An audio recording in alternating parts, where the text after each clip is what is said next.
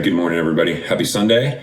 Happy quarantine weekend. It's a mess out there. So great time to play guitar. For this video, it's my first time doing something like this. So I'm a pretty new Phish fan. My friend Jack added me to the Phish Guitar Heads group recently. And it's run by Maxey, who's a great guitar player and also a great guy. Wanted to take a look at Sample in a Jar. So as I'm trying to learn Phish songs, this was one that I definitely knew, and I think all of you know quite well. And I wanted to look at playing it and soloing over it. When you look at YouTube, look around, there's a lot of different approaches to soloing over this. It's a really interesting chord progression. It doesn't really center on a single key, which tripped me up and maybe tripped a lot of people up on this when you're trying to solo over it. As I looked around YouTube, for example, Stich of Stich Method, who does a great job, fantastic teacher, recommends kind of looking at it with each chord being its own key. So you kind of move from chord to chord with arpeggios and triads. That sounds great. He does a great job of it. When I try to do that, I think I try to do it too much and it ends up being kind of choppy. So I kind of tend to jump from chord to chord without a whole lot of flow to it. So I was talking to our friend Josh about this last week, and he kind of clued me into a different way to look at it. So the chord progression, the first one I'm through, A, C, G, D.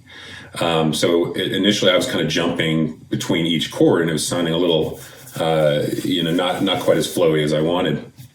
Josh kind of recommended looking at it with the A as its own kind of island, and then the C, the G, and the D as the 1, 4, 5 of the key of G.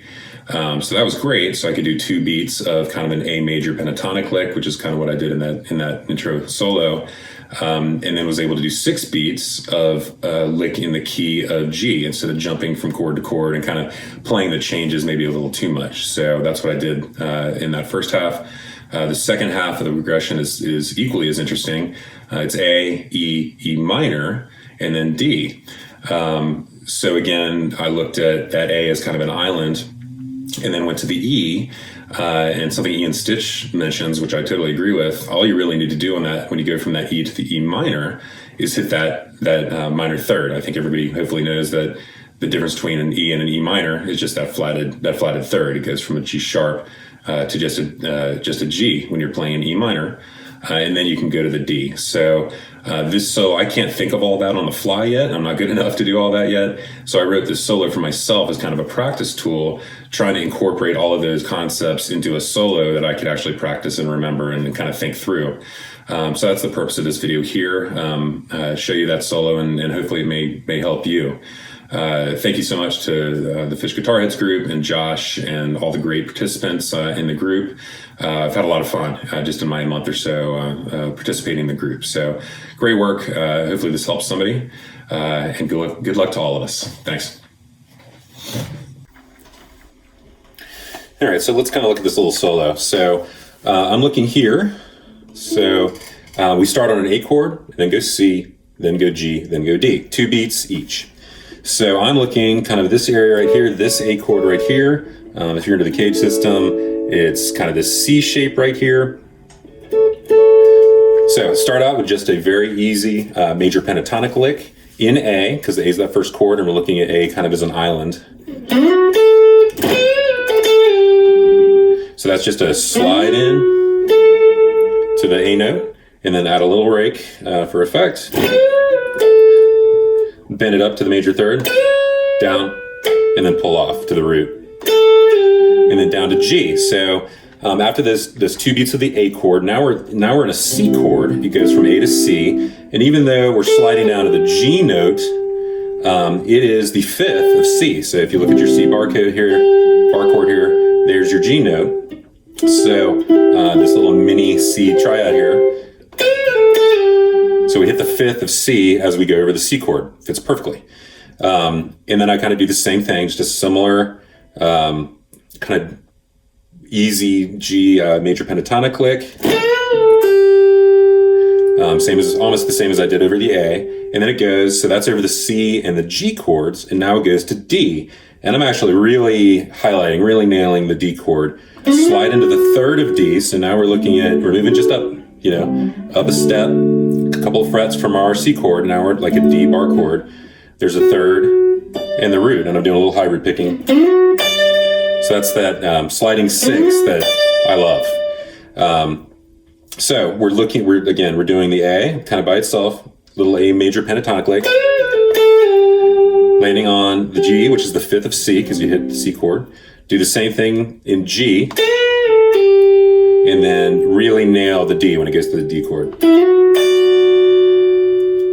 So that's the 1st, and then right here is a 3rd. So, and then I hybrid pick. So that's kind of that first set of licks.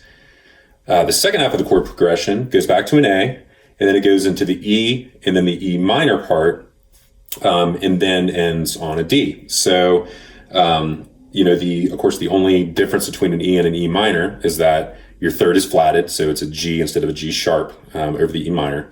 So this is when I really kind of do what Ian Stich was suggesting, which is really you don't need to do anything else over that E minor chord other than hit that minor 3rd, because that's really going to highlight that chord well. So I come back in with an A to start the progression, start on the A. It's just kind of my favorite little major pentatonic sequence.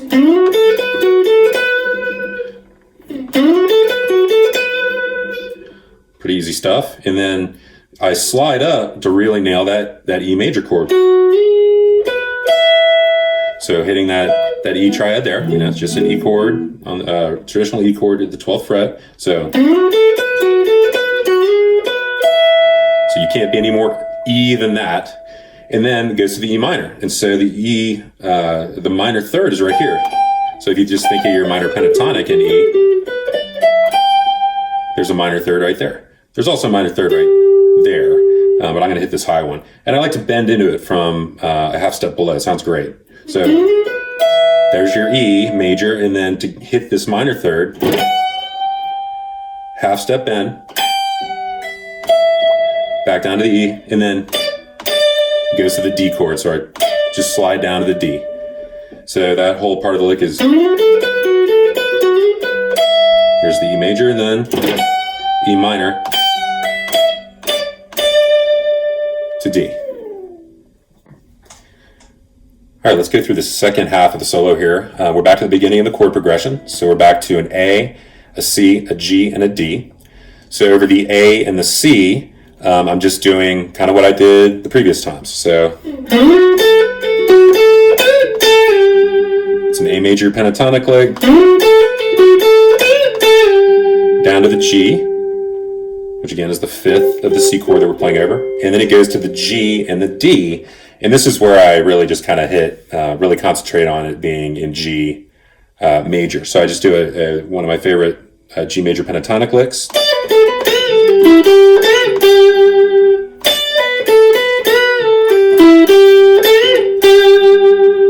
And again, all this is just based around this, in this case, this C shape of G major from if you're thinking in kind of caged terms.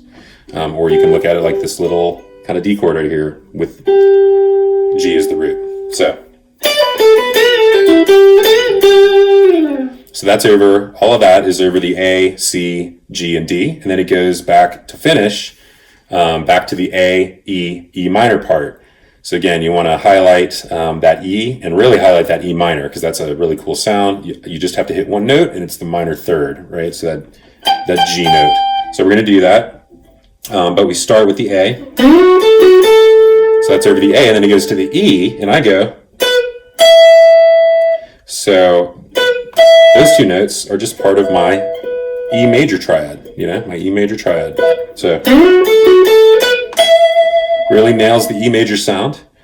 And then it goes to the E minor. So I want to play something minor-y with this E minor, or this G right here, the minor third of E minor.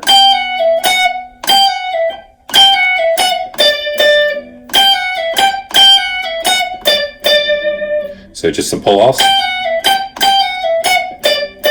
And then finish up with, when it goes to the D chord, and look what that is.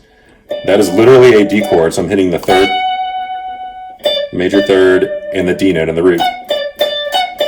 You can't highlight a D chord anymore, or any chord other than hitting, or better than hitting the root and the third. That's a D chord through and through. So, that's the A to the E, and then the E minor. Hit that minor third, and then the D.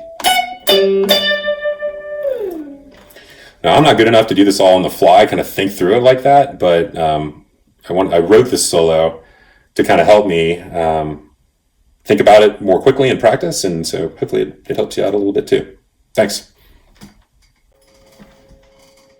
All right, so hopefully that was helpful. Let's try to play through it one more time and see if I can play it again.